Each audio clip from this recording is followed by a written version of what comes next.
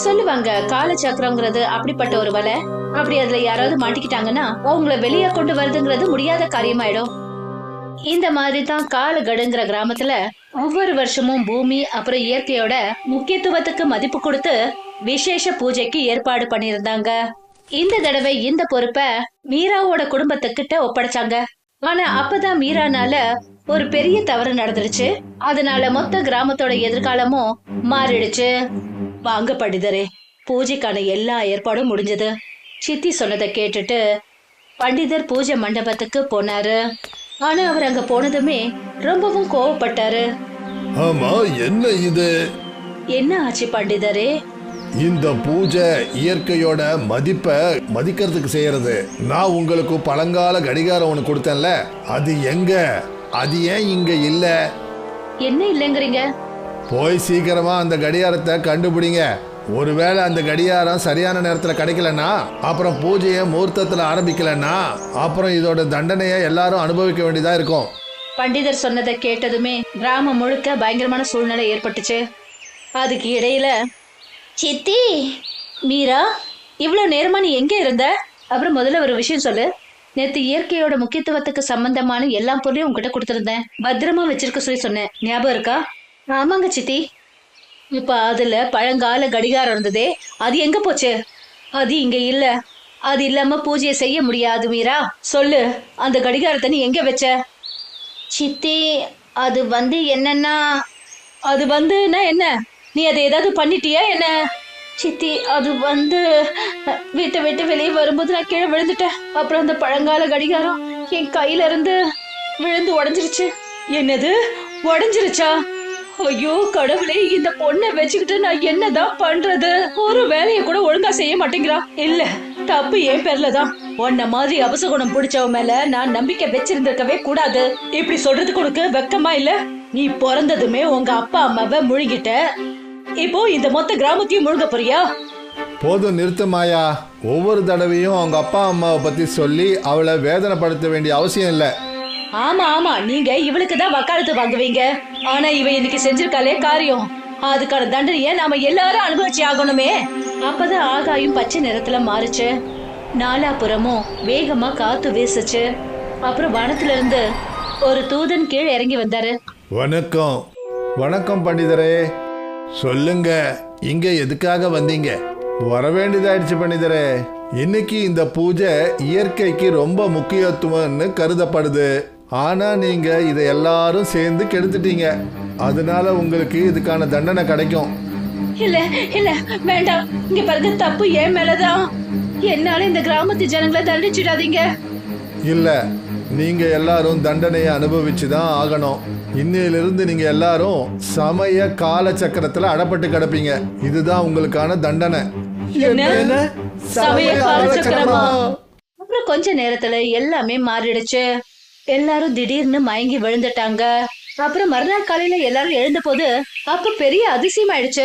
அங்க எல்லாரும் நடந்தது எல்லாத்தையுமே மறந்துட்டாங்க. மறுபடியும் அதே பூஜை நாளும் வந்துடுச்சு. மக்கள் பூஜை ஏற்பாடுகளை செஞ்சுட்டு இருந்தாங்க. மீரா தன்னோட சித்திக்கு பூஜையில உதவி பண்ணிட்டு இருந்தா. அந்த பழங்கால கடிகாரம் மறுபடியும் உடைஞ்சிருச்சு. இதெல்லாம் ஏற்கனவே கூட நடந்துடுச்சு. அப்புறம் இது மறுபடியும் நடந்துட்டு இருக்கு. கிராமத்து ஜனங்க எல்லாருமே காலச்சக்கரத்துல மாட்டிக்கிட்டாங்க. ஆனா அப்பதான் ஒரு நாள், சித்தி நீங்க கவலைப்படாதீங்க, நான் இந்த கடிகாரத்தை பத்திரமா கொண்டு வரேன். ஆனா திடீர்னு என்ன ஆச்சுன்னே தெரியல. மீராவோட மனசு ஒரு மாதிரி இருந்தது. அதாவது அவ என்ன சொல்றாளோ அத அவ மறுபடியும் சொல்ற மாதிரி தோணுது.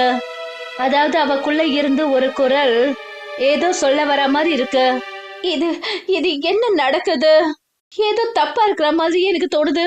எல்லாமே போய் நான் உண்மையான வாழ்க்கைய வாழவே இல்ல. ஏன் எனக்கு அப்படி தோணுது?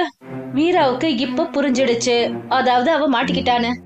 ஆனா பாவம், அவளால எதுவும் பண்ண முடியல. அப்பதான் மீராவோட கால்கள் கதவு கிட்ட தடுக்கிடுச்சு. அவ அந்த கடிகாரத்தோட கீழே விழுந்துட்டா.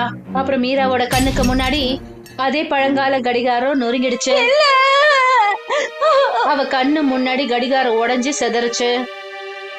அப்பதான் அவளுக்கு புரிய ஆரம்பிச்சது, அதாவது கிராமமே ஒரே நாள் காலச்சக்கரத்துல மாட்டிக்கிட்டு இருக்காங்கன்னு. எனக்கு ஞாபகம் வந்துடுச்சு, எல்லாம் ஞாபகம் வந்துடுச்சு.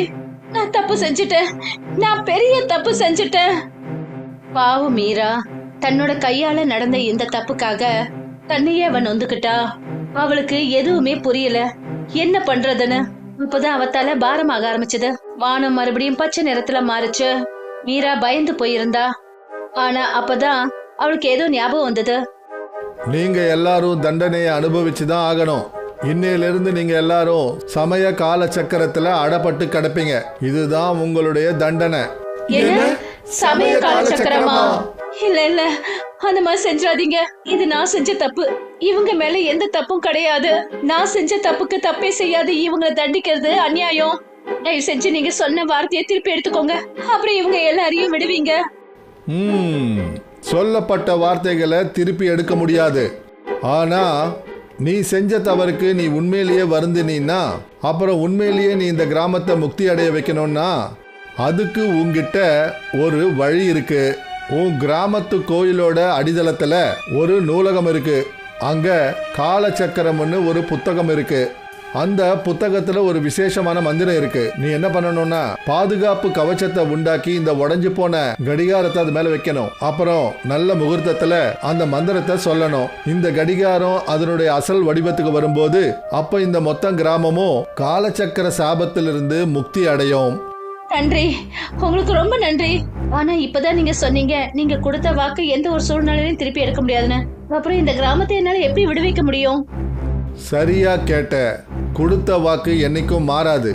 ஆனா நீ செஞ்ச தவற நினைச்சு நீ உண்மையிலேயே வருந்தினா, உண்மையான மனசோட இந்த கிராமத்து ஜனங்களை விடுவிக்கணும்னு நினைச்சீனா, நீ உன்னுடைய ஆத்மாவோட போராடி ஆகணும். உன்னை நீயே இன்னையிலிருந்து எச்சரிக்கை பண்ணிக்கணும். என்னைக்கு உன்னுடைய உள் மனசு இந்த விஷயத்தை உணர வைக்குதோ, அதாவது நீ வாழ்ந்துட்டு இருக்கிற வாழ்க்கை ஒரு பொய்யானதுன்னு, அன்னைக்கு உனக்கு எல்லாமே ஞாபகத்துக்கு வந்துடும். நீ அப்புறம் இந்த மொத்த கிராமமும் முக்தி அடைஞ்சிடுவீங்க. ஞாபகம் வந்துடுச்சு, எனக்கு ஞாபகம் வந்துடுச்சு. நான் கோவிலுக்கு போயாகணும். அந்த உடஞ்ச கடிகாரத்தை எடுத்துக்கிட்டு மீரா கோவிலோட அடித்தளத்துக்கு ஓடினா. அங்க அவளுக்கு காலச்சக்கர புத்தகம் கிடைச்சிருச்சு.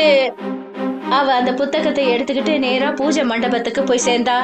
அங்க போய் பார்த்த போது கிராமத்து ஜனங்க எல்லாரும், அப்புறம் சித்தப்பா, சித்தி, அப்புறம் பண்டிதர் பூஜைக்கான ஏற்பாடுகளை பண்ணிட்டு இருந்தாங்க. நிறுத்துங்க! கிராமத்து ஜனங்க எல்லாரும் மீராவை ஆச்சரியத்தோட பார்த்தாங்க. ஆனா மீரா ஒரு நொடி கூட வீணடிக்கல.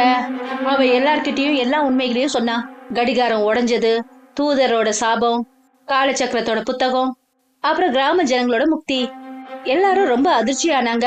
ஆனா மீராக்கு ஞாபகம் இருந்தது. அதாவது முகூர்த்த நேரம் போய்கிட்டே இருந்தது. அவ அங்க இருந்து மண்டபத்துக்கு ஓடி போனா. அவ பாதுகாப்பு கவச்சத்தை ஏற்பாடு பண்ணா. கடிகார துண்டுகள் எல்லாத்தையும் அதுல வச்சா. அப்புறம் மந்திரங்களை சொல்ல ஆரம்பிச்சா. காலாய தஸ்மே நமஹ, காலாய தஸ்மே நமஹ, காலாய தஸ்மே நமஹ. அப்பதான் வினோதமான சம்பவங்கள் நடக்க ஆரம்பிச்சது. ஆகாயம் அடர்ந்த பச்சை நிறத்துல மாறிச்சு. காற்று வேகமா வீச ஆரம்பிச்சது. கிராமத்து ஜனங்க எல்லாரும் மயங்கி விழுந்தாங்க. வானத்துல இரவும் பகலும் சுத்தி சுத்தி ஒரு சக்கரமா உருவாச்சு. அப்புறம் கடைசியில மீரா மந்திரங்களை சொல்லி முடிச்சதும் கடிகாரத்தோட எல்லா துண்டுகளும் தானா ஒண்ணு குடிச்சு மீராவும் மயங்கி விழுந்துட்டா. ஆனா முடிவு மீராவோட உண்மையான மனசுதான் ஜெயிச்சுது. கொஞ்ச நேரத்துக்கு அப்புறம் கிராமத்தோட தரையில புது சூரிய ஒளி பட்டுச்சு. அப்புறம் ஒரு புது நாளோட அந்த கிராமத்துக்கு சாபத்துல இருந்து முக்தி கிடைச்சது.